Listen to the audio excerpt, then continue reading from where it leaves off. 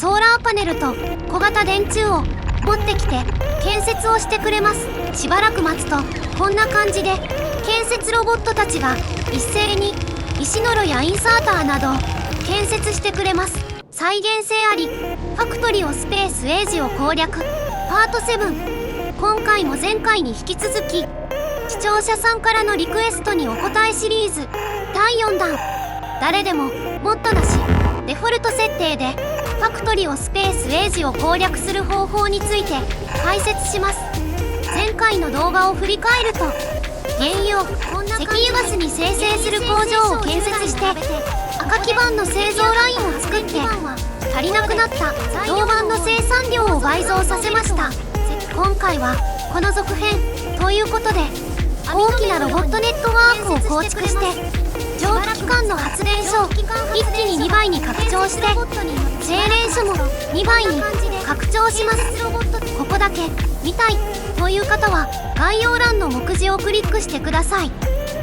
それでは本編スタートです。ぜひ最後までご覧ください。チャプター1、建設ロボットの使い方と事前準備。建設ロボットによる工場建設の下準備として、インサーターなどの建築資材を保管しているチェストを貯蔵チェストに置き換えていきます。まずマップモードで E キーを押して Q キーで貯蔵チェストのゴーストを選択。すでに設置しているチェストをゴーストの貯蔵チェストに置き換えます。しばらく待つと建設ロボットが貯蔵チェストを運んできてくれます。ちなみに建設ロボットが建設可能なのは緑色の範囲内ですので、建設したい場所が緑色でないときはロボステーションを追加設置しましょう。追加設置の際はこんな感じで黄色の破線が表示されていることを確認しましょう。黄色の破線でつながっていないロボットステーションは別の物流ネットワークと認識されてしまいます。異なる物流ネットワーク間はロボットが行き来できず、チェストの中身も取りに行くことはできません。ロボットがチェストの中身を取れるのはオレンジ色の範囲内です。このようにチェストの上に電波マークが出ているときはオレンジ色の中に収まるようにロボットステーションを設置しましょう。貯蔵チェストには物流フィルタの設定を、インサーターにはアイテムの上限個数の制限を忘れずに設定しておきましょう。このようにシフトを押しながらコピーしてパラメータ化をクリックしてアイテムをクリックしてパラメーター0を指定すると、こんな感じで面倒なインサーターと貯蔵チェストの設定をワンタッチで貼り付けていくことができるので便利です。チャプター2、組み立て機にや小型電柱などのモールを建設。組み立て機にや小型電柱はロボット運用が始まるとハンドクラフトで作りきれないほどたくさん使いますので、自動で作れるよう建設ロボットでモールを追加で建設します。まず小型電柱については電子基板の工場をシフトを押しながらコピーしてパラメーターを電子基板から小型電柱に変更します。ゴーストを設置したら製造した小型電柱を保管する貯蔵チェストとインサーターを設置して木材を投入するための貯蔵チェストとインサーターを設置すれば完成です。ちなみに貯蔵チェストの物流フィルタに木材を設定して木を伐採すれば建設ロボットが伐採した木を運んできてくれるので材料補充の手間がかかりません。工場を明るくするためのランプを自動で作る組み立て機もこんな感じで作れます。次は組み立て機2の生産工場を作ります。まず貯蔵チェストの工場をシフトを押しながらコピーします。パラメーターを組み立て機2に変更してゴーストを貼り付け、インサーターをこんな感じで設置すれば完成です。ただしこのままでは材料が足りませんので、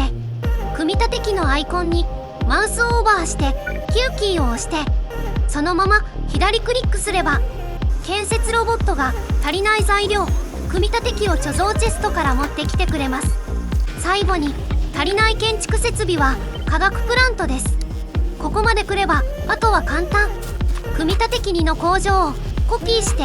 パラメータ変更して貼り付ければ完成です。そろそろ建設ロボットの便利さを実感できてきたのではないでしょうか。チャプター3、生産性モジュールで研究所をアップグレード。組み立て機に1つ差し込むと 4% の生産ボーナスを得られる生産性モジュールを作り始めましょう。生産性モジュールはこのように赤基板の製造ラインで作るとコンパクトにレイアウトできておすすめです。生産性モジュールのアンロックがまだでしたので、ここで研究を行います。生産性モジュールの生産が始まったら、まず最初に差し込む施設は研究所です。マップを開いて P キーを押して生産性モジュールを左クリック。こんな感じでシフトを押しながら左クリックをすると研究所にゴーストの生産性モジュールが貼り付きます。少し待つと建設ロボットがモジュールを持ってきてくれます。ちなみに研究所は汚染を排出しないので汚染を増やさず生産性だけを増やせます。生産性モジュールと最も相性の良い施設です。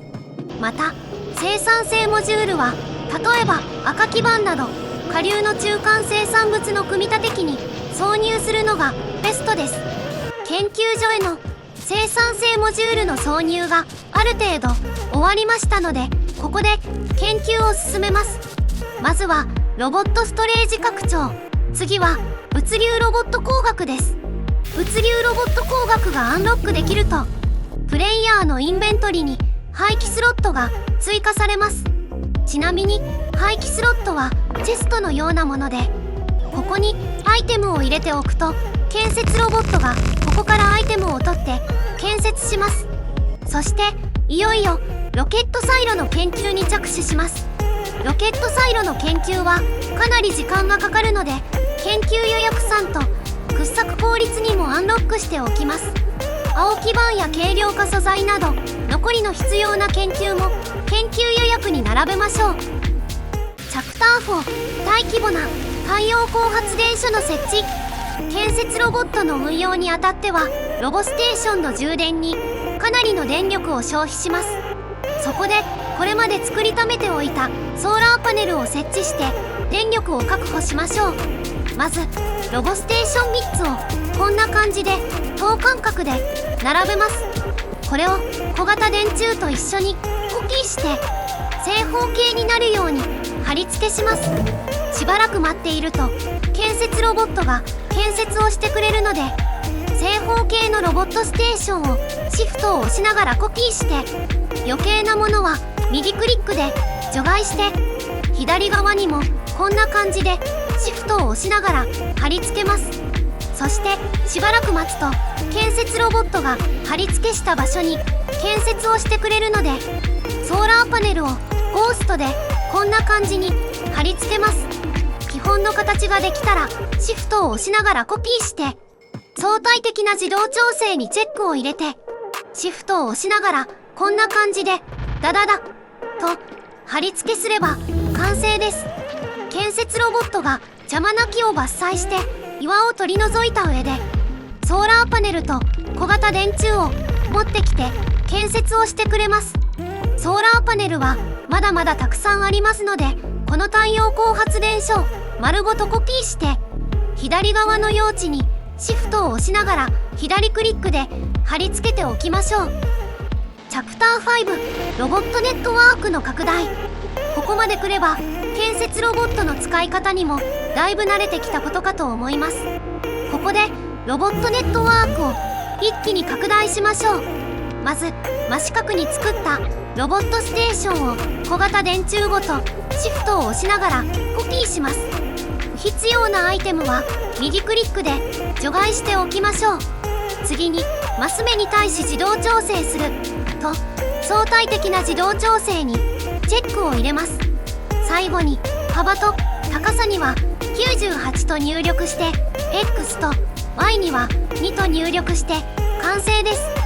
設置個数を節約するなら四隅のロボットステーションは右クリックで削除しておいても良いです。